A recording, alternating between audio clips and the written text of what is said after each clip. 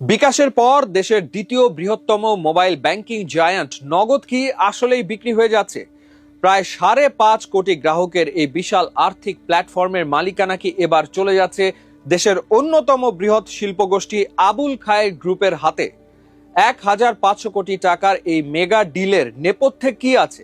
কেন রাতারাতি এই হাত বদল? আর সবচেয়ে বড় প্রশ্ন, নগদে থাকা আপনার টাকা কি আদৌ নিরাপদ? আজকের ভিডিওতে আমরা উন্মোচন করব নগদের এই নাটকীয় পালা বদলের ভেতরের সব খবর। হ্যাঁ, খবরটি সত্যি। দীর্ঘদিনের আর্থিক সংকট, আইনি জটিলতা আর প্রশাসনিক অনিশ্চয়তা কাটিয়ে নগদকে নতুনভাবে পুনর্গঠনের উদ্যোগ নিয়েছে সরকার। আর এই প্রক্রিয়ায় নগদকে কিনে নেওয়ার চূড়ান্ত দৌড়ে রয়েছে আবুল খায়ের গ্রুপ।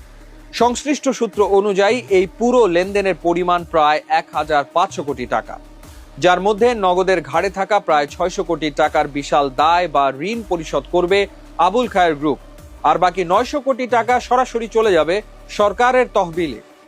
সম্প্রতি ডাক, টেলি যোগাযোগ ও তথ্য প্রযুক্তি মন্ত্রী ফকির মাহবুব আনামের সভাপতিত্বে এক হাই প্রোফাইল বৈঠকে এই বিষয়ে বিস্তারিত আলোচনা হয়েছে।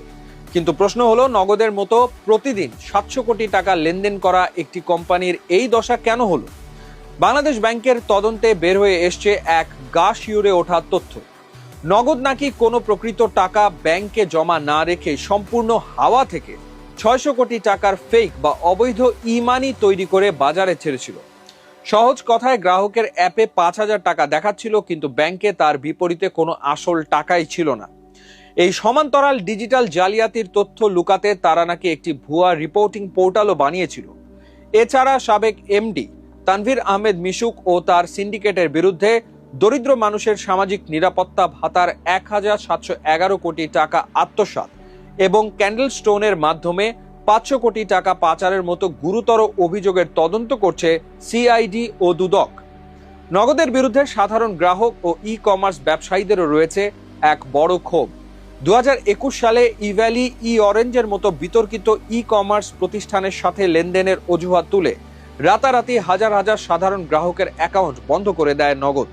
এতে প্রায় 144 কোটি টাকার আর্থিক ক্ষতির মুখে পড়েন সাধারণ মানুষ। কিন্তু সবচেয়ে বিপজ্জনক তথ্যটি হলো, বাংলাদেশ ব্যাংক ও ডাক বিভাগকে অন্ধকারে রাখতে নগদ নাকি একটি ম্যানিপুলেটেড রিপোর্টিং পোর্টাল বা সমান্তরাল ডেটাবেস তৈরি করেছিল। কেন্দ্রীয় ব্যাংকের পরিদর্শকরা যখনই কোনো তথ্য চাইতেন, এই ভুয়া পোর্টাল থেকে ই-মানির ভুল হিসাব দেখানো হতো, যার সাথে নগদের মূল সার্ভারের কোনো মিলই ছিল না। মূলত নিয়ন্ত্রক সংস্থার চোখ ফাঁকি দিয়ে সমান্তরালভাবে জালিয়াতি চালাতেই এই ব্যবস্থা গড়ে তোলা হয়েছিল। 2019 সালে যখন নগদ যাত্রা